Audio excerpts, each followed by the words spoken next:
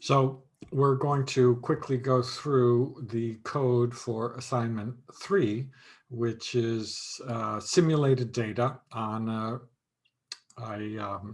randomized controlled trial giving grants to entrepreneurs. So here's our regular R code. As you notice, we can take a quick look here. And actually, let me expand the screen a little bit.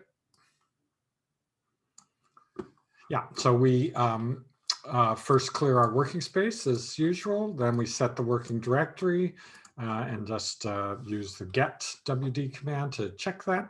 We load in our packages, and you notice that I'm using this package called vtable to generate a summary of the descriptive statistics, which would be a little more interesting than our Stargazer table. Then we have our correct standard errors. And incidentally, this function here is called the variance covariance function.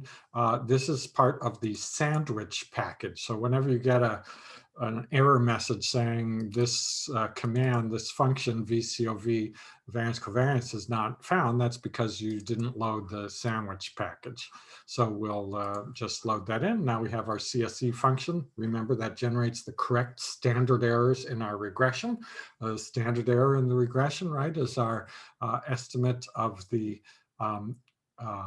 variability in our estimated coefficient from the fact that we have a sample, that we're estimating the coefficient from a sample. And if we had a different sample, we would estimate a different coefficient. So our standard error is an estimate using the data, right? We calculate it, go back to Stock and Watson and see how it's calculated. And it gives us an idea of how likely our coefficient would be a different value if we had a different sample. So that's the idea of the standard error of the estimated coefficient. So we have that function. We're going to read in the data. It's called entrepreneur. So we read it in, and we see here we have the data set, 6,400 observations as described in the assignment. Just to keep things simple, I'm going to rename it to EE. Because then that's just going to keep my code shorter and more legible. So something that you might want to think about doing. So we first might do a descriptive table of our descriptive statistics. So just looking at year 1, there are descriptive statistics. We might also just look at year 8 for our descriptive statistics. And we can see that, for example, profits in year 1 are basically 0 with a pretty big standard deviation. Profits in year 8 are 1.28 with about the same standard deviation. So they've gone up by 1.2, quite a sizable increase in the 8 years. And we see that 75% of the 800 households have been treated by year 8, whereas of course in year 1, 0 are treated. We can continue on with our code. And here's our vtable. So this is the syntax for vtable. We see that vtable creates a nice little table over here in our viewer window. So we have the treatment variable. This is for year 8. So it tests the difference between the values that are have treatment equal to 0 and those that have treatment equal to 1. That is the entrepreneurs that have treatment equal to 0 compared with treatment equal to 1. And it gives us the f-test, which is like a t-test for the difference in means. And we can see that profits are 0.2 on average for the 0 treated and are 1.6 on average for the treated. And that's statistically significant.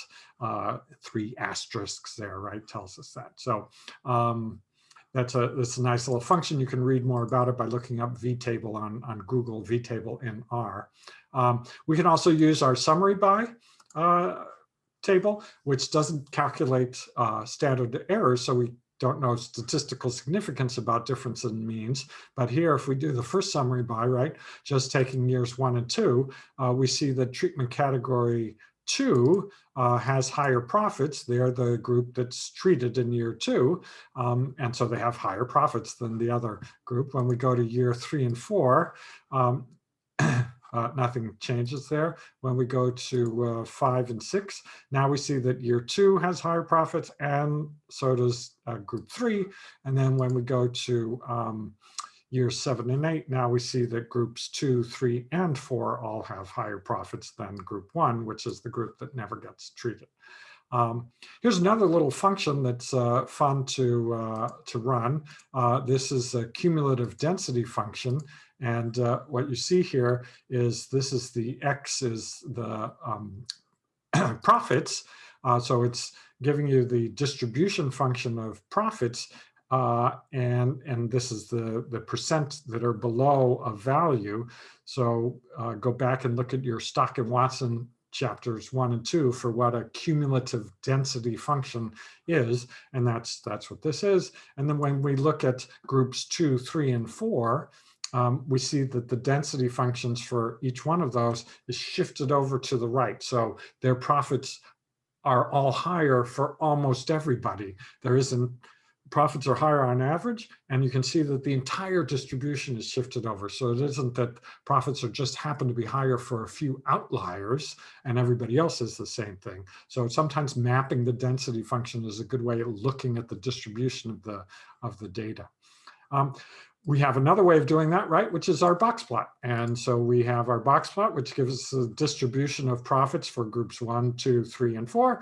And we see that group 2, 3, and 4, the distribution shifted up, right? That's the idea here of doing the box plot, so that we see that the mean is higher, but we also see the whole distribution is higher. The 25th percentile is higher, the 75th percentile is higher, etc.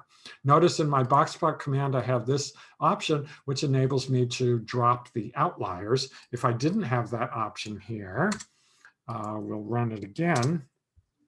Not sure what happened there. Oh, because now I don't have the box plot command. So let me, let's just, not have the option in there. Actually didn't make any difference. Maybe there are no outliers in this particular data set. So I apologize for going through that.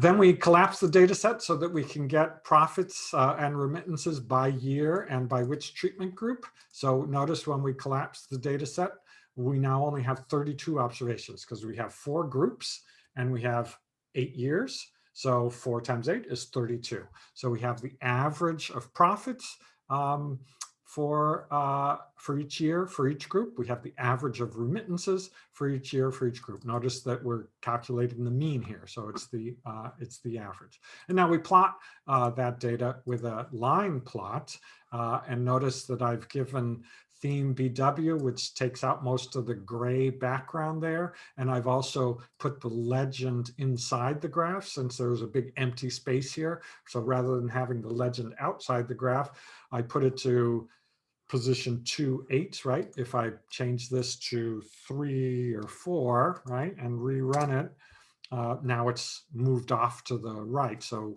the first number is where it is on the x-axis. The second number is where it is on the y-axis. So I could put this down below by making it 0.2, right? And it moves down there. So the first one obviously looked better. And we'll go back to that then. And what we notice here is, as we expected, right, that treatment groups 3 and 4 and 1 look very similar through years 1 through 6, because groups 3 and 4 aren't treated. I guess 3 is treated maybe in year 5. They get the grant, and treatment group 4 isn't treated until year 7. So they don't go up until year 7. So we see with the graph, we can kind of get an idea of what's happening to profits for the 3 different groups.